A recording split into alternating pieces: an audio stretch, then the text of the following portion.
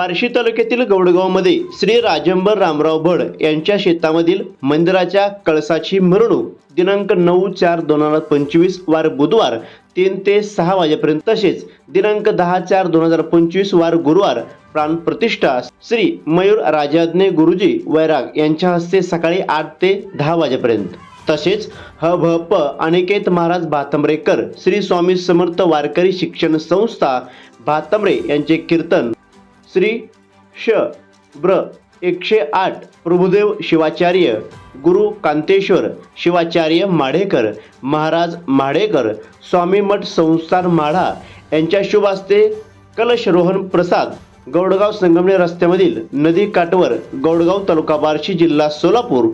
प्रतिनिधी Rahul Gurav, DR news.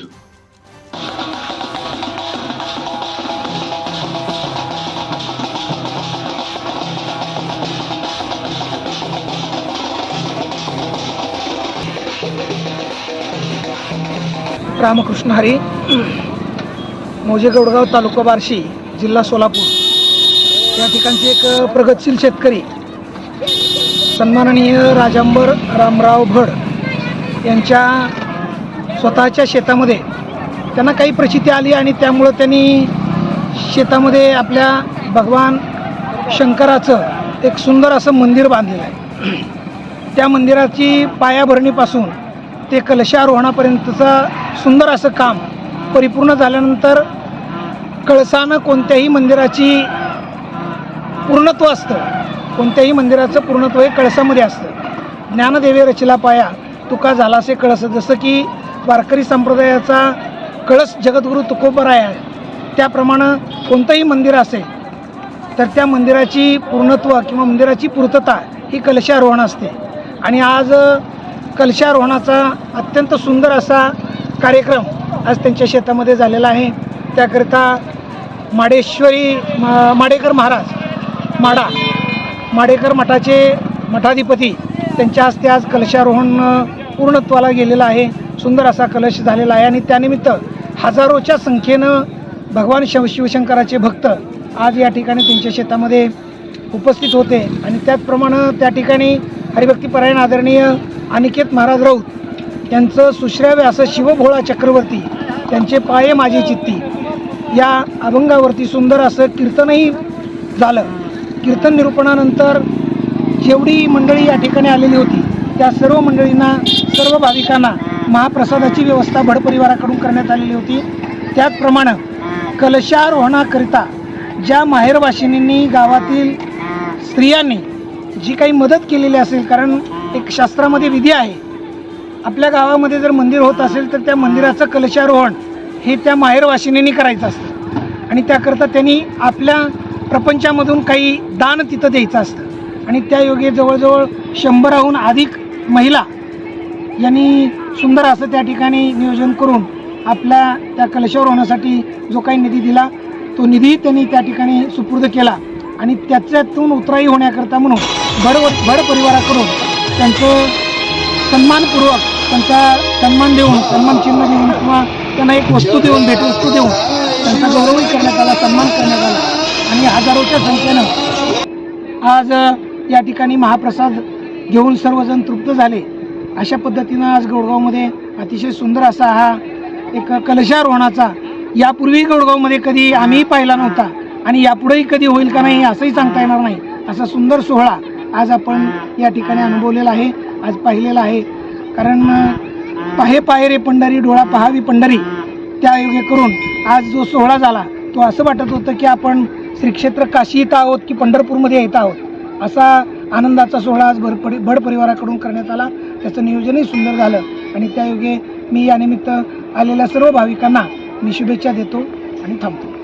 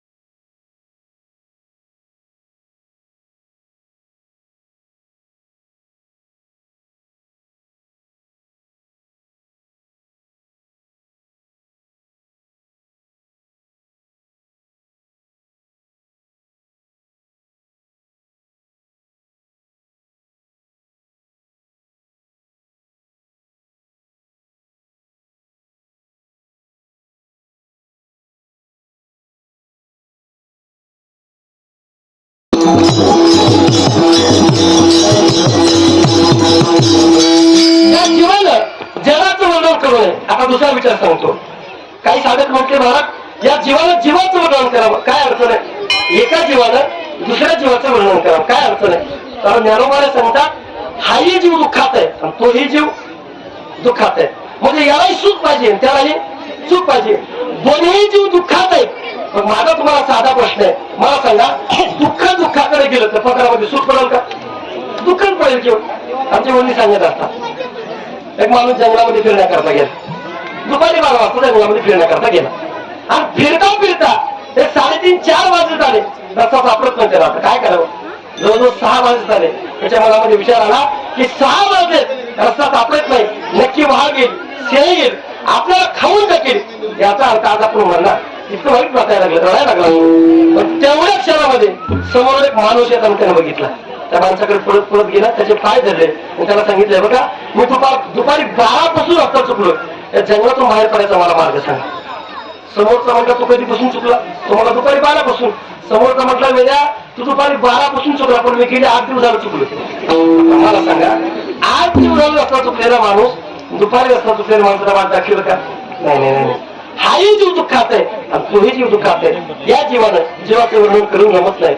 एका साधकाने विचारलं मला या जीवानं इतर देवाचं वर्णन करावं. तुम्हाला सांगतात इतर देवाचं वर्णन करण्याकरता सुद्धा, कारण जे देव आपल्या पोटा करता रडतात, कोण बोकड मागतंय कोण कोंबड मागतंय, तुम्हाला सांगतात हे देव आपल्या पोटा करता रडतात. मला सांगतात शेंदरी हेंदरी दैवते कोणती पूजी भूते घेते, आपल्या पोटाशी रडते आणि मागतीशी ते अवधान. तुम्हाला सांगतात या जीवानं फक्त आणि फक्त भगवंताचंच वर्णन करावं. बरी समजा आपल्याला कठीण वाटायला लागलं, एक साधा विचार सांगतो.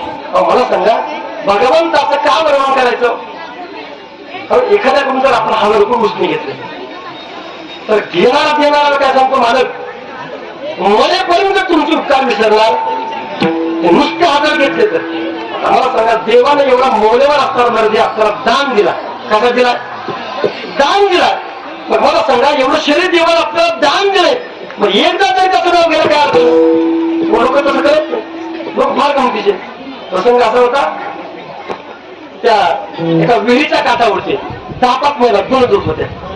त्याच्यामध्ये एका महिलेच्या जवळ तिला नथनी आणली होती. नथनी माहिती ना तुम्हाला? आता नथनीच राहिली नाही, बरोबर आहे का? आता काळ जुनं होता मला, आता जुनं ते सोनं मानाची वेळ आली.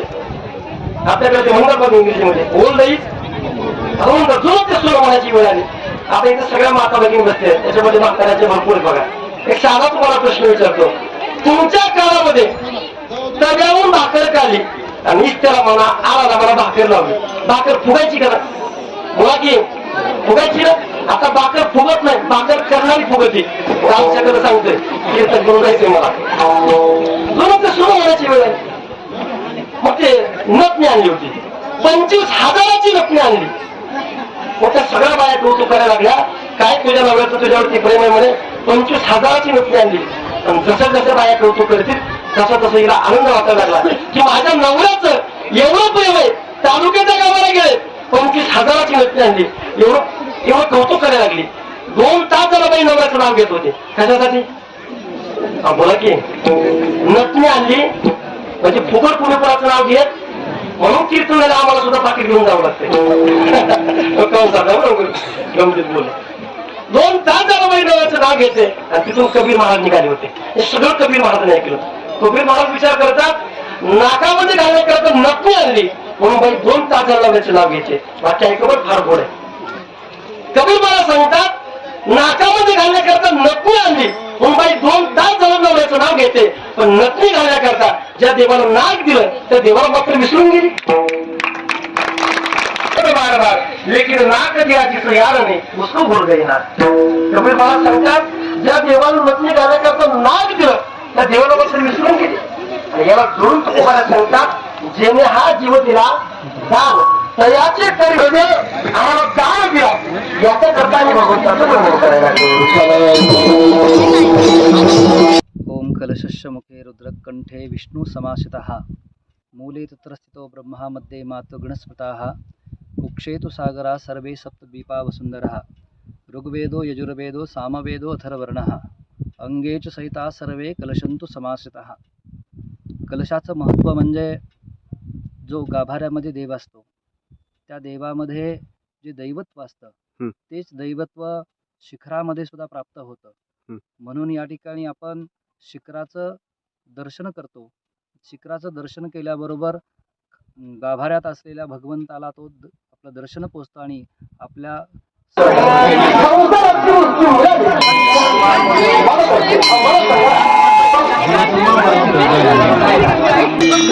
संसाराची वस्तू मिळाली इच्छा बोलत असतो. आपल्याला उदाहरण सांगतो. मला सांगा आतापर्यंत आपल्याला संसारामध्ये कधी असं वाटलं पाहिलं नाही असं वाटतं आपल्याला किती मिळावा आणखी मिळालं पाहिजे आणखी भेटलं पाहिजे आणखी गावातली सगळी प्रतिष्ठित लोक श्रीमंत वैशिष्ट्य असं होतं की त्या गावामध्ये काशीहून फार मोठे सैन्याची वाट मिळाली होती. आज लोक स्त्री लोक पाया पडल्यासाठी एक फार मोठा श्रीमंत माणूस होता तुम्हाला पाया पडला आपण केलेली आहे. आणि म्हणून आजपासून जे लोक या शिखराचं दर्शन करतील ते साक्षात शंभू महादेवाचं दर्शन करतील असं माडेकर स्वामी मठ संस्थानच्या मठाधिपती म्हणून आज आम्ही उद्घोषित करतो आणि वाणीला विराम देतो. ओम शांती शांती शांती. महाराज, मंदिराच्या बाबत आणि मंदिराच्या कळसाबाबत तुम्ही माहिती चांगल्या प्रकारे दिली बरं का. थोडक्यात तुमचं नाव पूर्ण सांगा फक्त. श्री शब्र 108 प्रभुदेव शिवाचार्य माडेकर महाराज माढा मठ संस्थानाधिपती म्हणून आम्ही कार्यरत आहोत.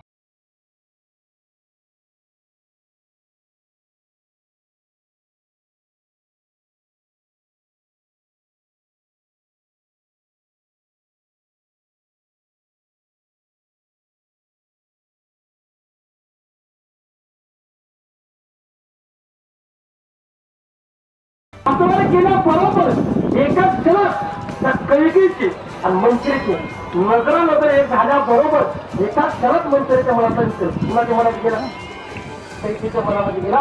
पण महाराज सांगतात की आपलं भगवंताला सांगतात तेव्हा की माझं चित्त निर्मळ करा त्या चित्तामध्ये त्याचे पाय महाराज सांगतात भगवंताचे पाय माझ्या चित्तामध्ये आल्यामुळं मी काय करायला लागलो. तुम्हाला डोळे नाही आणि डोळे नसल्यामुळं मी सगळं बाहेरून कसा दिसतो तुम्हाला माहित नाही म्हटलं. हे काम करतो मी तुम्हाला डोळे देतो तुझा सांगता जेव्हा खरं सांगा म्हटलं तेव्हा मी आपल्या डोळे चांगलं बघितलं काय करायचं नेहमी सांगत असतो माणसाचं आत्म निर्मळ असावं. तुकामुळे चित्त करावे निर्मळ किंवा तुकामुळे नको वर पण न देवा हेही माझी सेवा बाबू म्हणतो बघा. सुंदर ते ध्यान उभे विटेवेळी करकटावरी घेऊन या इतकं गोड रूप सूर्यस्थानी देवाकडे पाहिलं आणि पाहता पाहता हात जोडतात तेव्हा पाणी येतं. देवाला सांगतात देवा एक मागू का म्हटले. देवाने विचार केला की सूर्यदास गमतीचा जोपर्यंत आंध्रा होता तोपर्यंत मागत नव्हता, जोपर्यंत दिसत नव्हतं तोपर्यंत मागत नव्हता. दिसायला लागल्यानंतर जरा गमतीनं बोलू का दिसायला की मागायची सवय तेव्हापासून येतो. दिसायला की मागायला लागतात. भगवंताला सांगितलं बोला म्हणतो काय पाहिजे. सूर्यदास देवाला हात जोडतात. देवाला सांगतात देवा मागू तुम्हाला. देवाला सांगितलं बोला म्हणते काय पाहिजे. देवा मला पाहिजे द्याल नक्की देतो. हे काम करा देवा. हे जे डोळे दिलेत ना हे डोळे माघारी घ्या आणि मला पुन्हा आंदोलन करा. काय मागणी मागितली. हे डोळे माघारी घ्या मला पुन्हा आंदोलन करा. भगवंताने विचार सुद्धा मागणी केली की भगवंता तू आमच्या चित्तामध्ये राहावं. तुझे चरण आमच्या चित्तामध्ये राहावे. का कारण चित्ता एवढा गोठा कुठं होत नाही. चित्त कधी पण सांगता येत नाही. मनामध्ये विकल्प निर्माण झाला मग काय घडलं आनंद घडलं. सांगतो आपल्याला ऐका. राम राजा होणार याचा सगळ्यात जास्त आनंद कुणाला होता. सर्वात मोठं दुःख कुणाला होतं. सगळ्या देवाधिकांना होतं. म्हणजे चौघींची व्याख्या नाथ महाराज सांगतात बघा. कौशल्याची सद्विद्या सुमित्राचे शुद्ध मेधा आणि बोला की मोठ्या माझं नाव आहे काही आहे ना आपल्या अख्ख्या बार्शी तालुक्यात सोलापूर जिल्ह्यात एकाही बाईचे कैकी नाव सापडणार कैकीच्या स्वभावाचे व्यक्ती त्याची गोष्ट. राम राजा होणार कैकीला आनंद आहे पण दुःख कुणाला होतं. देवाधिकांना होतं. का सगळे देव रामाचे पण ठिकाणच होते. सगळ्या देवाने विचार केला राम जर राजा झाला तर राम वनवासाला येणार नाही. राम वनवासाला आलो नाही. दोघा तीर्थाला दाप्त स्वीकारायला मग काय करावं लागेल. ब्रह्मदेवाने सगळी सभा बोलवली आणि सगळ्यांनी विनंती केली काही झालं तरी रामाला राजा होऊ द्यायचं. काही करा रामाला राजा होऊ द्यायचं नाही. ब्रह्मदेवानं काय केलं